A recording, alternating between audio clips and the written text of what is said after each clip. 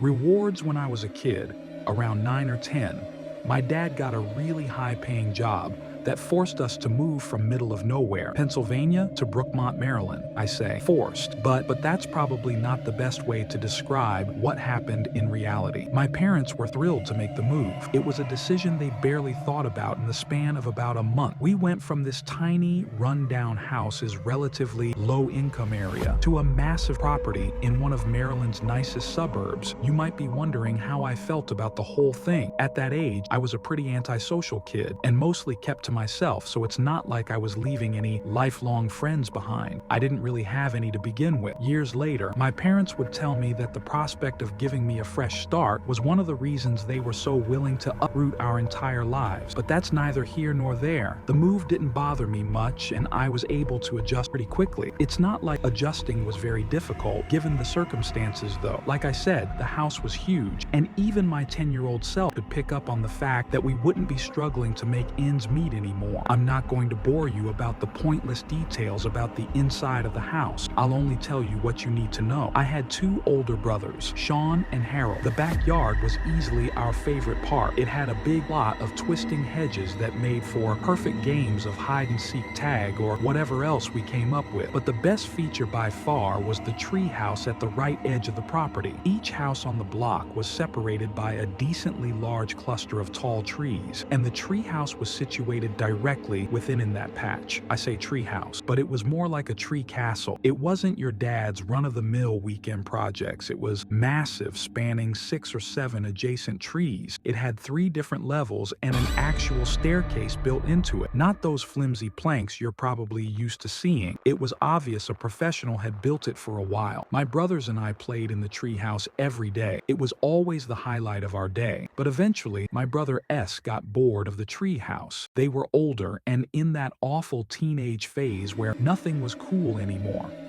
Eventually, I was the only one who played up there, which kind of sucks.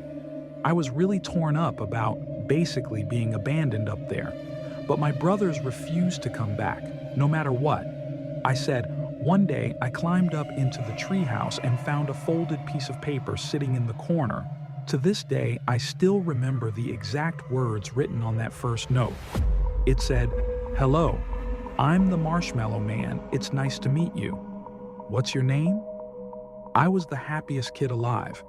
I assumed it was one of my brothers playing a game with me, so I played along, hoping to re-enter them in the treehouse. There was a stack of paper in the treehouse that hadn't been there before, so I eagerly picked up one of the markers we had in there and wrote back, leaving a little note with my name. I placed it where IID found the first one excited to play this new game. That night I wanted to ask my brothers which of them was the Marshmallow Man, but I was afraid they'd stop playing if I said anything, so I kept quiet for the next few days. I'd come home from school and run straight to the treehouse each time there'd be another note waiting for me.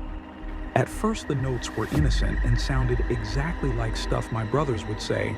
I was having a lot of fun with it. But as the days went on, the notes got stranger. The Marshmallow Man started asking me increasingly personal questions that I didn't fully understand. Things that didn't make sense for my brothers to ask, like what's your favorite time of day to play outside, or what do you usually eat for breakfast? I don't remember every question he asked, but one of them that will always stick with me was, which window in the house is your bedroom? I look back at that exact question and literally feel sick to my stomach. At the time, I still didn't think too much of it. I assumed it was still one of my brothers, so I answered every question without hesitation. But the next note was so unsettling that I couldn't keep quiet anymore. It was something like, what do your pajamas smell like? Or something nasty along those lines. I stormed inside and confronted my brothers, demanding to know which of them was behind the notes.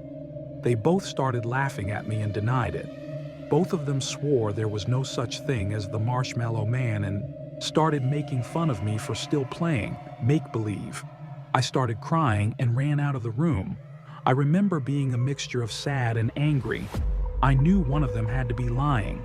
Instead of going to my parents, I hatched a plan to catch them in the ACT. I was not prepared for what was about to happen that night. As I lay in bed, I heard tapping at my window. I froze. feeling my heart start to beat out of my chest. I was already scared of the dark to begin with, so the tapping added a layer of fear that I couldn't deal with. I sat there in the dark for what felt like hours, too scarred to move. Eventually, I forced myself to sleep the next morning. I pulled back the window curtains and almost screamed. Taped to the outside of my window were dozens of marshmallows. It had to be my brother's. I was so angry this wasn't funny anymore, I decided I'd catch them. Red-handed the next night, I pretended like I hadn't noticed the marshmallows and didn't say a thing to either of them all day. Later that night, I was ready when the clang started again.